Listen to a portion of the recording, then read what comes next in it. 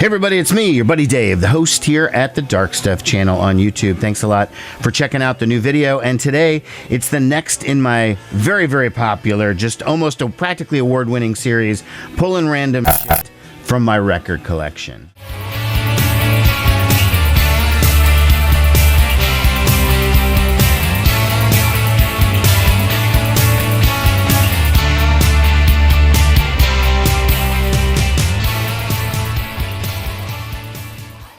And this time around, I pulled a 1978 solo album from David Johansen. It's his self-titled one. It was his first solo album.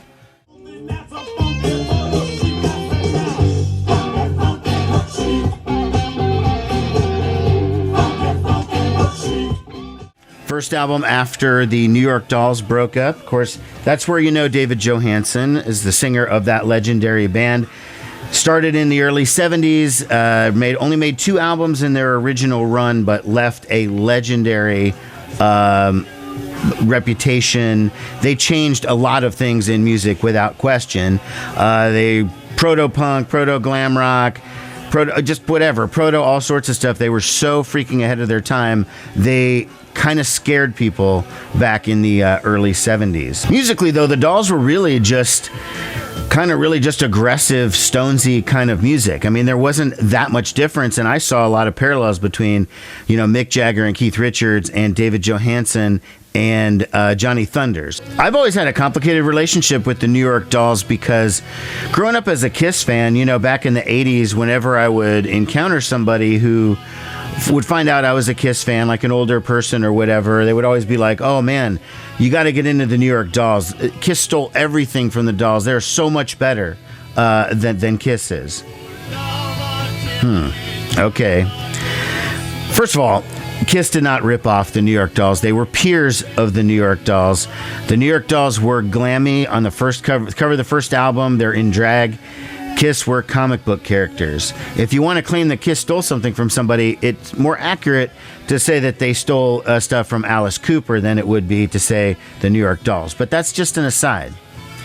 So there was that, So then the first time I heard the Dolls, I was like, this doesn't sound like Kiss, and I was just kind of like not that into it. Then as I started getting into punk rock and indie music and stuff, and I got into the Replacements, and they have that song Johnny's Gonna Die, which is about Johnny Thunders. And then I started hearing from people, oh, Johnny Thunders, yeah, New York Dolls, but nah, forget about the New York Dolls. That sucks. You need to hear the Heartbreakers when he was in the Heartbreakers. That's his good stuff.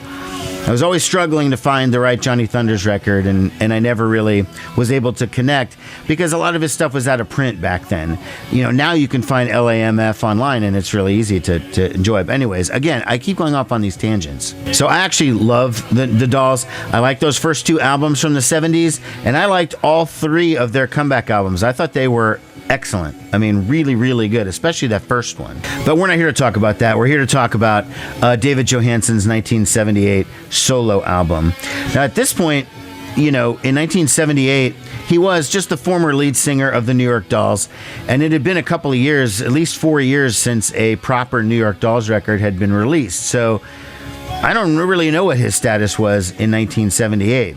Now, looking back, people probably know Johansen more for his movie roles than, the general public, I should say, than for his music. Or they know him as Buster Poindexter because he did have that big album where he adopted that sort of moniker of Buster Poindexter.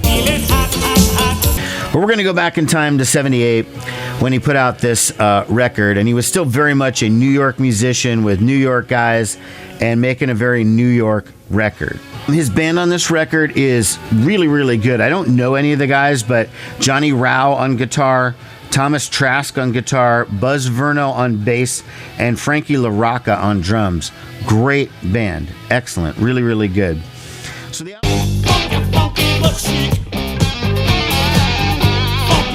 starts off on side 1 with the song Funky But Chic. Okay, that was the single. It's kind of a disco-infused rocker. The song is actually not that bad, but the chorus is just so hard to deal with because he's like funky, funky, but chic. That it's trying to be dancey and stuff. And instead of hearing funky but chic, I keep hearing funky butt cheek. So when I'm hearing it, I'm always hearing funky, funky butt cheek. Funky, funky butt cheek. Okay, so now that's all I can hear when I hear the song. And even though I'm not listening to it, I'm finding myself like walking around, cleaning or something, going, funky, funky butt cheek. You know, it is annoying. Ugh. The song is actually a good guitar, great vocal from David Johansen, but yeah, now try to get that funky butt cheek out of your head, okay? The next song is called Girls. It's a definite New York Dolls style rocker. It could have been a leftover from the first album. It sounds like a very almost Johnny Thunders type song. Great lead guitar on it. Fantastic song. Lyrics, you know, rooted in kind of 70s sexism, but that's okay. I mean, it was 1978. It's not like he did this album in 2023, okay? Third song is called Pain in My Heart. This one was written by David Johansen solo. Most of this album was co-written by Johansen and former New York Dolls guitarist Sylvain, so that's kind of cool. Sylvain doesn't play on much of the record, but he co-writes much of the record with him. Pain in My Heart was a solo one he just wrote by himself. It's a mid-tempo kind of guitar rocker. It's got a great chorus. And it makes me think that, like, someone else has covered this. I just couldn't figure it out. And trying to Google Pain in My Heart, there's a lot of songs called Pain in My Heart. So it was kind of hard to figure out who I was thinking of. But if someone knows who covered Pain in My Heart by David Johansen, please put that in the comments because it's kind of driving me crazy. The next song is called Not That Much. It's another doll-style rocker. This one was co-written by the bass player Buzz Verno and David Johansen. And Joe Perry from Aerosmith plays lead guitar on it. The song is really, really good. Great tune. The last song on side one is a song called Donna. It's sort of a slower, almost like a ballad, and to me, it sounds musically very reminiscent of the song Lonely Planet Boy from the Dolls on the first New York Dolls album. I'm not a musician, so it's like I can't articulate exactly, is it the same chords? It's whatever. It sounds exactly the same to me. Very, very similar. I like the Dolls one slightly better, but this is a good song too. So that's Donna. That closes out side one of the David Johansen record. Side two opens up with my favorite song on the album. It's called Cool Metro. This one features guitar from Sylvain and Joe Perry. It is a great hard rock song, great chorus. This should have been the single instead of Funky Butt Cheek, and maybe the record would have done something. I mean, I was just, you know, hindsight's 2020, right? Funky, funky butt cheek. So the next song up is called I'm a Lover. Starts off, you think it's going to be a ballad because it has this like spoken word intro, and you think it's going to be like a real Stonesy kind of slow ballad, and then it just quickly starts rocking and just goes kind of crazy.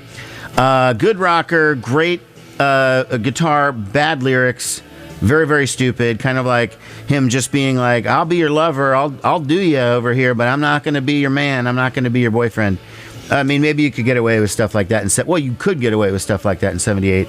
Again, not the kind of lyrics you could probably write today, or at least not if you want to get a date. Okay, the next song is called Lonely Tenement.